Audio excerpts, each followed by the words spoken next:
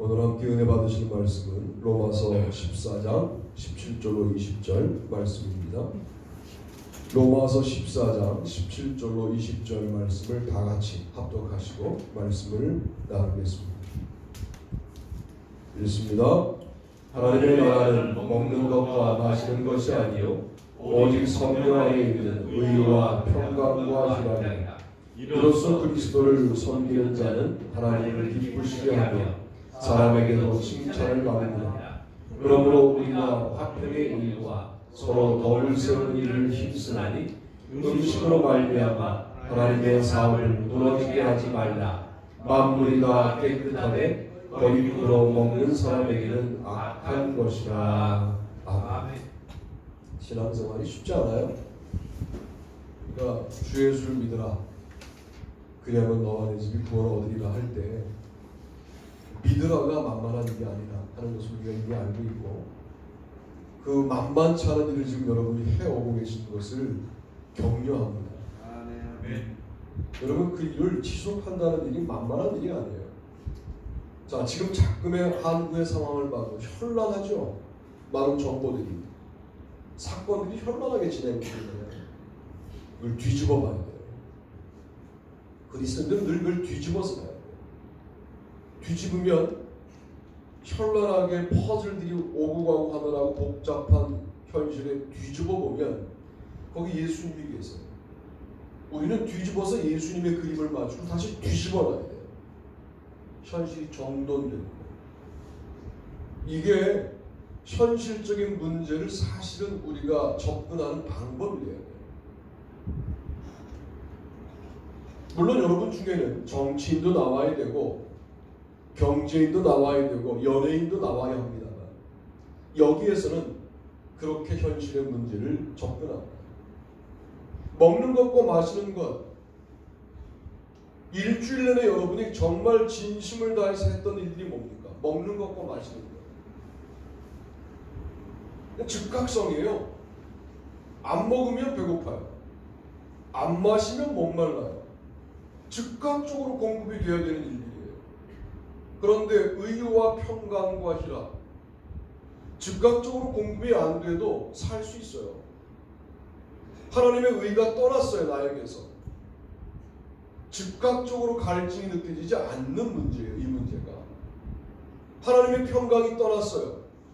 떠난 줄도 몰라요. 하나님의 희락이 떠났어요. 세상이 즐거운데 뭐 하나님의 희락 떠난 게 무슨 문제야? 할 수 있다. 그러나 즉각적으로 먹는 것과 마시는 것에만 머물러 있지 않고 우리가 하나님의 의와 평강과 희락으로 나아가려고 할 때 넘어집니다. 실패합니다. 늘 제자리인 것처럼 여겨집니다. 그런데 조금씩 전진하고 있다는 사실을 일단은 믿음으로 인정하게 되기를 바랍니다. 그래야 신앙생활을 지치지 않고 할 수 있어요. 왜 나는 매일 이 모양인가?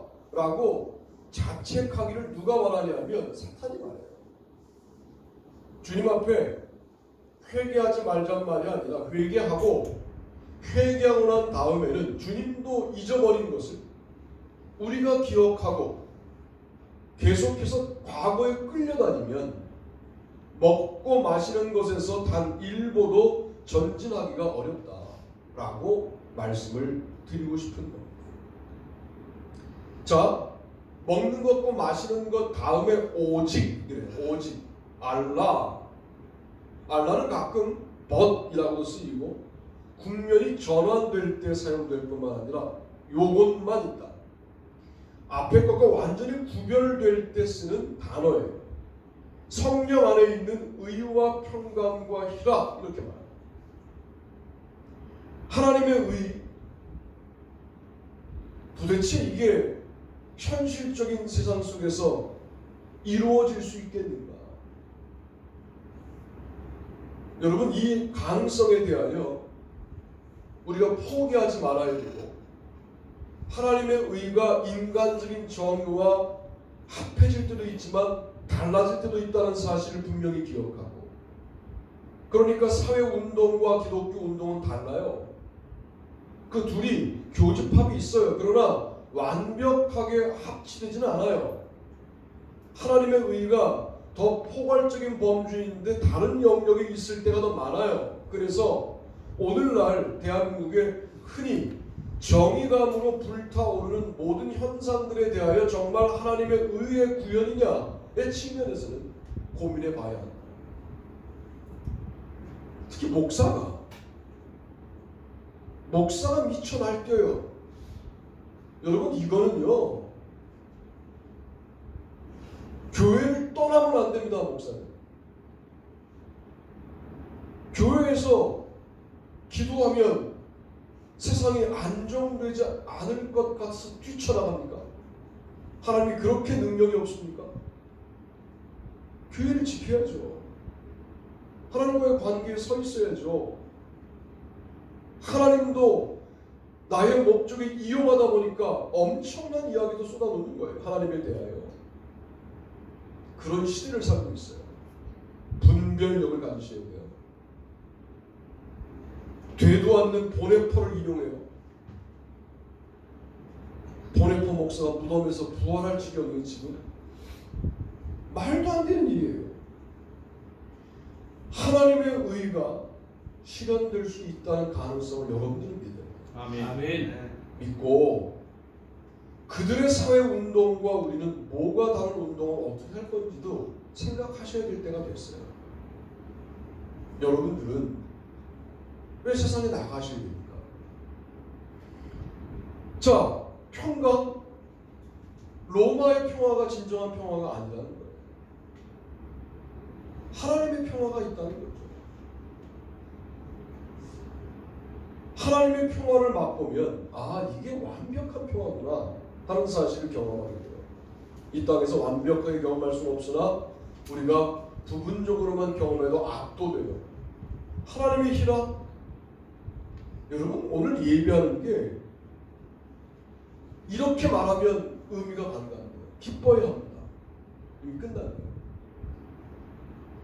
여러분 기쁜 거는요 그냥 기뻐요.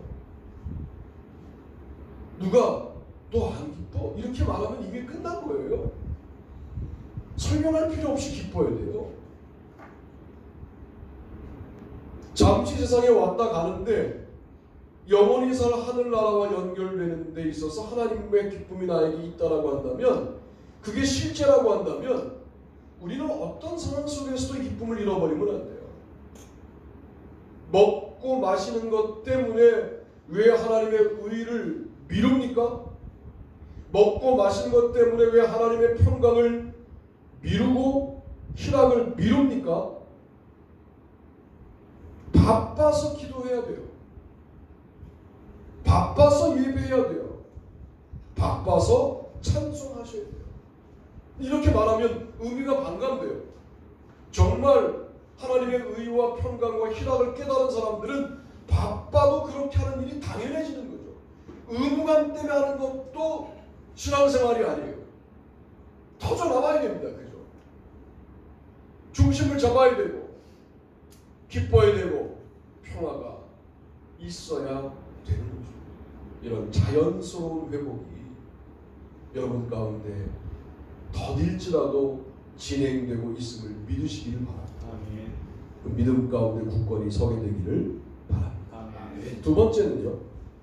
두 번째는 이것을 우리 한번 읽어보시죠. 시작. 육체의 일에서 성령의 열매로 육체의 일은 분명하니 곧 음행과 더러운 것과 호색과 우상 숭배와 주술과 원수 되는 것과 분쟁과 시기와 분냄과 당 짓는 것과 분열함과 이단과 투기와 술 취함과 방탕함과 또 그와 같은 것들이라. 전에 너희에게 경계한 것 같이 경계하노니 이런 일을 하는 자들은 하나님의 나라를 유업으로 받지 못할 것이요 오직 성령의 열매는 사랑과 희락과 화평과 오래 참음과 자비와 양선과 충성과 온유와 절제니 이 같은 것을 금지할 법이 없느니라. 아멘. 갈라디아서 5장 19절로 23절. 체험적인 신앙은요, 교회를 갈라요. 어떻게 가르느냐? 그 체험이 있는 사람과 없는 사람. 그래서 은사 중심의 교회들이 잘 나가다가 꼬꾸라지는 이유가 뭐냐면 교회에 일단 내부 분열의 요소가 있는 거예요. 자, 체험적인 신앙에서 어디로 가야 하느냐? 예수를 그리스도로 고백하는 고백적인 신앙으로 가야 돼요. 하나님을 아버지라고 고백하는 자들은 모두 성령을 받았다 라고 갈라디아서에서 말한 이유가 뭐냐면 성령을 받은 증거가 은사 유무가 성령 받은 증거가 아니라는 거예요. 그게 성령 받은 게 아니고 교회를 하나 되게 만들기 위하여 갈라디아서에서 바울이 뭐라고 말하냐면 너 하나님을 아버지라고 고백하지 않느냐, 너 예수님을 그리스도로 고백하지 않느냐, 성령 받은 거야. 이렇게 교회를 세우셨어요. 그런데 하나님을 아버지라고 고백하고 예수를 그리스도로 고백하는데 육체의 일은 극복이 안 되는 겁니다. 그래서 열매 맺는 신앙, 성령의 열매를 지금 결론 부분에 말씀하고 있는 거예요. 열매가 그냥 가는 게 아니에요. 그러니까 야, 말씀을 들었는데 왜 열매를 맺지 못해? 고백으로 가야 열매까지 가는 거죠. 말씀을 들었지만 나의 고백이 아니에요. 이 말씀이 나의 말씀이 안 됐어요. 나의 영혼의 떨림으로 고백하는 고백이 아니에요. 아직. 그러면 열매까지 못 가죠. 그래서 열매까지 가려면 체험과 고백과 열매라고 하는 순서를 알아야만 가는 거예요. 열매는요, 느리죠. 느려요. 그러니까 여러분들의 변화가 느린 거에 대하여 목사들이 못 견뎌합니다. 자기는 변하나? 똑같아요. 인간이라. 늘 그 모양 그 꼴인데 우리가 이 인간의 한계죠. 반복되는 수준에 머물러 있는 것처럼 보여요. 그런데 이렇게 가는 거예요. 계속 돌고 있는 것 같은데 나선형으로 나가고 있는 겁니다. 일은요, 너무 즉각적인 현장성이 있잖아요. 봐봐요. 음에 현장성이 있다. 즉각성이 있는 거예요. 호생, 더러운 것, 이거는 그냥 즉각적인 결과들이 보이는 일들이에요. 열매는 이것들과 싸워서 결국 최종적으로 맺혀지게 되는 게 열매입니다. 그 싸움을 여러분이 지금 하고 있는 거예요.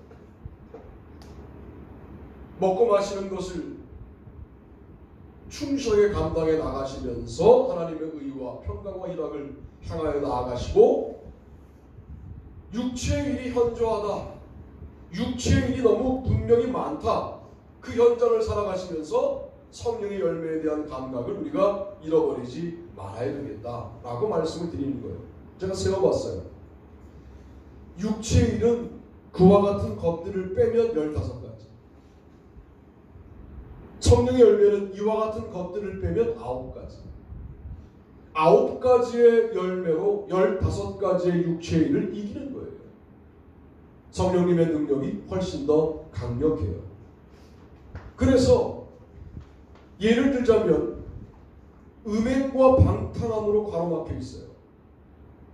15가지의 첫 번째가 음행이고 마지막이 방탕함이에요. 무엇으로 이길 수 있을까요? 사랑으로 이길 수 있는 거예요. 예수 그리스도를 진정으로 사랑하면 예수 그리스도가 사랑하는 모든 것들을 사랑하게 돼요. 나의 쾌락을 위한 도구로 인간을 이용하지 않게 돼요. 이게 바로 음행을 극복하는 방법이죠. 방탕을 극복하는 방법이에요. 음행과 방탕은 나의 쾌락의 도구로 인간을 이용할 수 있다로부터 출발하는데, 하나님의 사랑은 하나님이 사랑하시고 그리스도가 사랑하시는 모든 사람들을 나도 사랑한다에 있기 때문에 극복할 수 있게 되는 거예요. 사랑이 맨 먼저 나오고 음행이 맨 먼저 나오는 일은 그렇게 서로 대비하여 은혜를 받으라고 우리에게 말씀하시는 거죠. 목사님들이 성령의 9가지 열매들은 무척 강해 설교들을 많이 해요. 이게 교만한 겁니다. 성령의 9가지 열매를 강해 설교했어요. 그렇다고 사랑하게 되나? 그렇다고 절제하게 됩니까? 그렇다고 우리가 그 열매대로 살게 됩니까? 그 설교들의 의도가 뭐냐면 이거 면밀하게 설교해 놓으면 열매를 맺을 수 있다 해서 있는데 인간은 그렇지 않아요. 도리어 무엇을 강해 설교해야 되느냐? 육체 현저한 일 15가지를 강해 설교해야 될 필요가 있지 않을까 하는 생각을 이 말씀을 묵상하며 하게 되었습니다. 세상은 기본적으로 음행과 방탕으로 가득 차 있다는 것. 그 가운데 여러 가지 많은 분쟁, 시기, 분냄, 당짓는 것들이 모두 하위 개념으로 포함되어 있다라고 볼 수 있습니다. 성령의 열매는 사랑과 절제로 가로막혀 있습니다. 그 안에 여러 가지 7가지의 열매들이 포함되어 있는 것이죠. 사랑하되 절제도 필요합니다. 사랑하되 절제도 사랑의 또 다른 모습일 수 있는 겁니다. 그러므로 육체의 일을 대하는 살아있는 신앙생활을 여러분이 이제 기도함으로 간구해야 할 때가 아니냐. 우리의 삶이 세상 사람들에게 모두 들통났어요. 그들이 우리를 위해 기도한다 합니다. 기독교가 정신 차리도록 그들이 중보기도를 한대요. 우리를 위해서. 우리만 하는 게 아니고 세상 사람들도 자기들이 믿는 신에게 기도한다는 거예요. 기독교가 정신 차리도록. 이런 시대를 맞이했어요. 여러분, 육체의 일을 하나하나 우리가 경험해 나가면서 이거 죄악이었구나 라고 깨닫고 가야 할 지점 열매로 나아가려면 지치지 마셔야 돼요. 늘 그 일을 반복하여 범하고 있는 우리의 모습을 너무 자책하여 아무것도 아닌 존재로 여기지 마셔야 돼요. 열매로 반드시 가게 될 줄로 믿습니다. 왜냐하면 우리 안에 예수 그리스도가 계시잖아요. 생명이 계시잖아요. 생명이 있지만 아직 씨앗의 단계여서 우리가 그런 일도 범하는 거예요. 근데 이 씨앗의 단계가 생명력의 단계가 우리 가운데 있다는 생각을 하셔야 열매까지 가는 겁니다. 근데 이것마저 포기해요. 나는 안 되는가 보다 이래요. 저는 조그만 교회의 문제를 알아요. 패배감들이 있어요. 솔직히 말하면 조그만 교회여서 하고 싶지만 해보지 못한 일들이 많아요. 그런데도 불구하고 해보지도 않고 안 된다라고 하는 결론을 일단 패배감으로 간직해요. 씨앗까지 먹어버리는 거거든요. 씨앗은 먹으면 안 돼요. 종자는 드시면 안 돼요. 아무리 배고파도. 아무리 힘들어도 포기하지 말 게 있어요. 어떤 성도가 처음 교회 와서 나한테 말하는 것처럼 교회가 자꾸 큰 게 어디냐. 제가 그 얘기를 처음 교회 오신 분에게 들었어요. 하나님의 말씀처럼 들립니다. 여러분을 주저앉게 만드는 열패감이 있다면 여러분 그 꺼내놓고 기도하셔야 돼요. 열매까지 갈 수 있다고 믿어야 돼요. 우리의 능력 때문이 아니라 하나님의 능력으로 인하여 갈 수 있다고 믿어야 합니다. 그런 믿음이 우리 교회 가운데는 충만하게 되기를 바랍니다. 제가 막 적용해 보았는데 이런 거예요. 희락으로 세상의 온갖 쾌락을 이겨나가자. 더러운 것과 호색과 투기와 술 취함과 방탕함을 하나님의 희락으로, 하나님의 기쁨으로 이겨나갈 수 있다. 겹쳐요.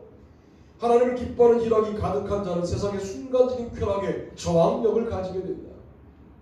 화평으로 원수 맺는 것과 분쟁과 시기와 분냄과 당짓는 것과 분열함을 이겨나가자. 되잖아요.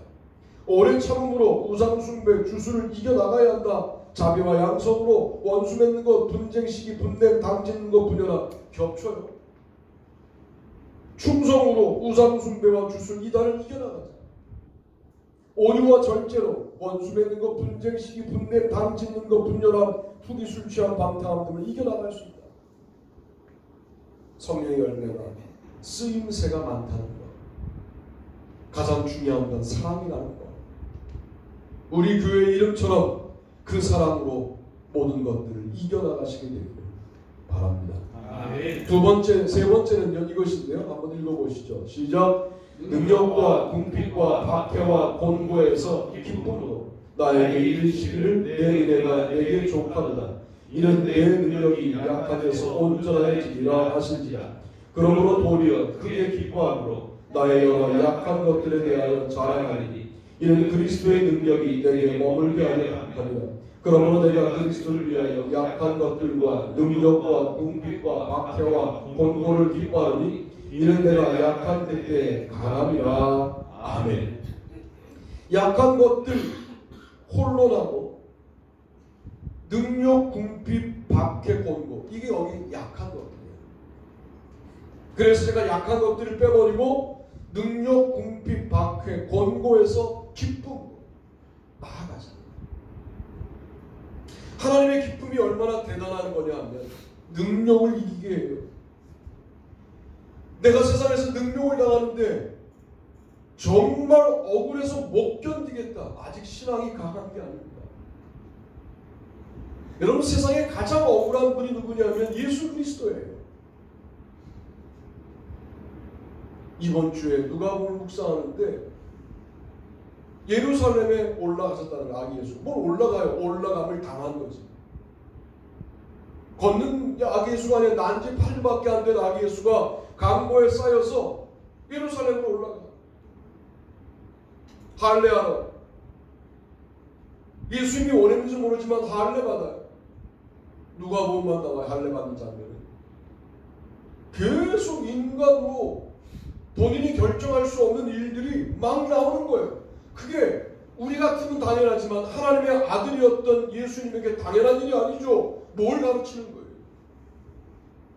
이렇게 아버지의 뜻에 나처럼 끌려다닐 수 있겠느냐는 거예요.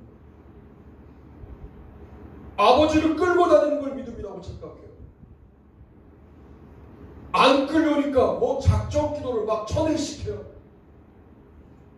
고집을 부려서 내 뜻을 관철시키는 것을 신앙생활로 착각해요. 아니에요. 아버지가 끄시는 대로 끌려다니겠다. 그래서 하나님의 말씀이 아니면 시작하지 말자.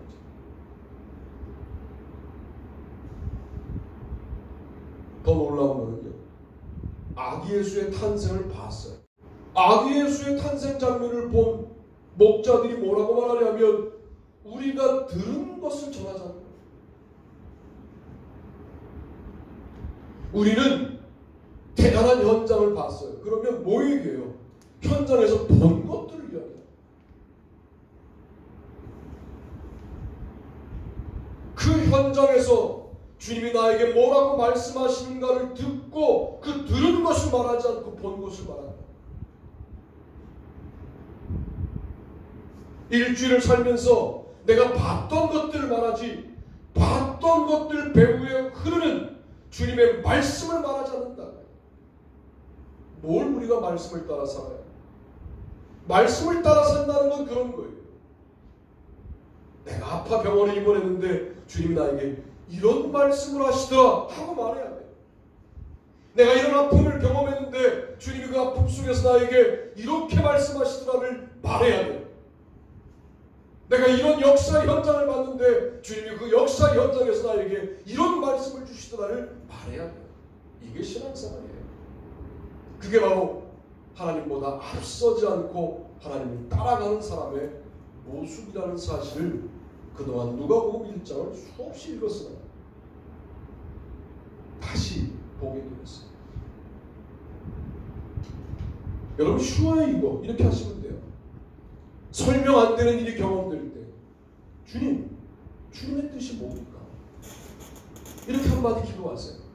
주님, 제가 이 사건에서 들어야 될 메시지가 뭡니까? 일어나는 거야. 그러면 그 메시지를 전하는 거야. 그 사건의 화려함을 말하기 전에 메시지를 먼저 전하는 거예요. 내 능력이 약한 데서 온전해짐을 우리는 알아야 합니다. 여기서 내 능력, 내 은혜는 모두 하나님의 은혜, 하나님의 능력을 말해요. 하나님의 능력이 나의, 바울의 약한 데서 온전해진다. 바울의 능력이 온전해지는 게 아니라 하나님의 능력이 약한 바울에게 들어가 바울을 온전하게 만든다는 거예요. 우리는 약한 환경을 대할 때, 내가 약해진 환경을 살아갈 때 어떤 모습으로 살아갑니까? 나의 약해진 환경 속에서 하나님의 능력이 온전해질 것이다 를 믿고 살아가시게 되기를 바랍니다. 이게 믿음 생활이에요. 그러려면 여러분의 감정을 말씀으로 통제해야 돼요. 왜? 감정은 뭐라고 말하느냐? 네가 약해질 대로 약해졌는데 무슨 여기서 온전함을 바라보고 영광을 바라봐 라고 나를 자꾸만 꼬드겨요. 이게 하나님의 음성이 아니지 않습니까? 여러분의 무너진 그 자리에서 주님이 하시는 말씀을 들으시고 약한 데서 온전해진다라고 하는 이 원리를 붙잡고 다시 일어서는 저와 여러분이 되기를 바랍니다. 아멘. 이런 내가 약한 그때에 강합니다. 저는 이게 매우 중요한 거라고 생각을 해요. 그때. 뭐가 그때냐?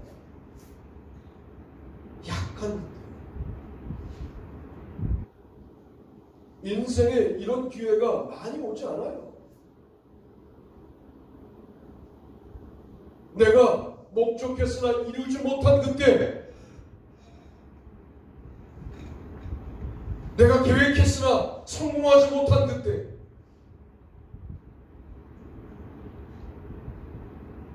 나도 그때가 설명이 안 되는 그때, 왜 내가 이런 때를 경험해야 되지? 라고 도대체 나의 머리로는 파악할 수 없고 이해할 수 없는 그때를 맞이했을 때, 그때 곧 강합니다. 이렇게 방향을 정할 수 있기 위하여 기도하십니다. 그때 한 발자국을 하나님의 강함으로 나아가려고 오늘 예비하는 거예요. 그런 때를 만났을 때 하나님의 십자가 부활이 나에게 응축되어 들어오게 만들려고 예비하는 거예요. 주인이 됐으니 그저 예비하는 것이 아니라 아직 나에게 오지 않은 약한 그때에 나는 강함이 나를 선택하기 위하여 오늘 예비합니다. 아멘. 그래서 주님의 기쁨으로 능욕과 궁핍과 박해와 권고를 이기시고 육체의 현저한 일들을 성령의 열매로 이겨 나가시고 먹고 마시는 것을 하나님의 의와 화평과 희락으로 이기시는 이 싸움이 단번으로 우리에게 승리를 가져다 주지 않고 넘어지고 쓰러지더라도 이 길을 가야 하는 것이 우리다 하는 사실을 알고 결국은 열매 맺는 대로 나아가는 저와 여러분이 되기를 주님의 이름으로 축복합니다. 다 같이 일어나시겠습니다. 찬송가 530